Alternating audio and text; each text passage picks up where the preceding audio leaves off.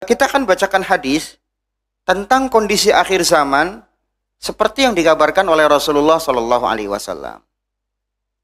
Bagaimana kondisi akhir zaman ketika umat dikepung dari segala penjuru? Baik, dalam sebuah hadis diriwayatkan oleh Imam Abu Dawud, Imam Ahmad dan yang lain-lainnya, Syekh Al-Albani menilai hadis ini sahih. Kata Nabi Shallallahu Alaihi Wasallam, hampir saja umat di sini siapa? Orang-orang kafir selain umat Islam. Hampir-hampir umat yang kafir tadi mengerumuni kalian dari berbagai penjuru, sebagaimana mereka berkumpul menghadapi makanan dalam piring, ya, atau apa namanya, nampan. Jadi Allah mengibaratkan orang-orang kafir itu seperti orang-orang yang lapar. Dan di hadapannya sudah ada hidangan makanan. Jadi kaum muslimin ini dijadikan bulan-bulanan. Dijadikan pusat untuk kekejamannya orang-orang kafir. Pusat untuk sasarannya orang-orang kafir. Kaum muslimin dieksploitasi. Kekayaannya kah? Atau mungkin negerinya.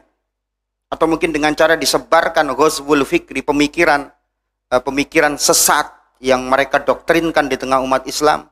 Artinya umat Islam ini dijadikan lahan subur untuk penyerangan dan pengepungan orang-orang kafir. Jadi benar-benar kaum muslimin jadi bulan-bulannya orang-orang kafir. Ini akan ada masa seperti ini.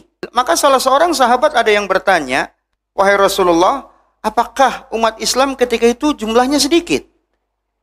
Ya, sampai bisa dikepung dari segala penjuru, dieksploitasi, ya, dirampas kekayaannya, kemudian kaum muslimin diperbudak, ya, menjadi babunya orang-orang kafir, ya. Apa karena jumlah umat Islam itu sedikit?"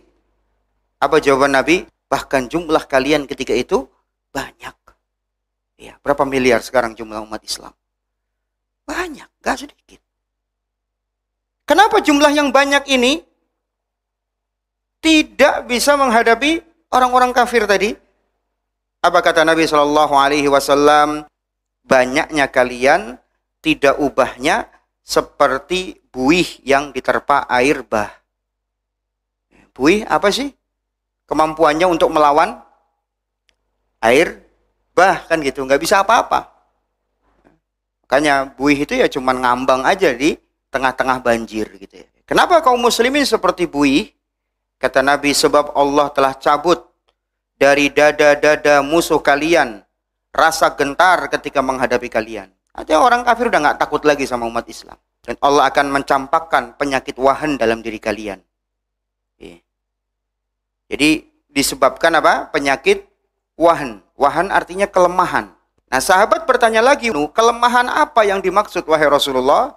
Maka beliau menjawab, hubbud dunya wa karahiyatul maut. Cinta dunia dan benci mati. Ternyata ini biang keroknya. Kenapa umat Islam lemah? Kenapa umat Islam jadi bulan-bulanan? Kenapa umat Islam diperangi dari segala sisi? Kenapa umat Islam gak berdaya menghadapi musuh-musuhnya padahal jumlahnya banyak? Biang keroknya dua. Pertama, hubbu ad-dunya, cinta dunia. Dan yang kedua, karahiyatul maut, benci mati.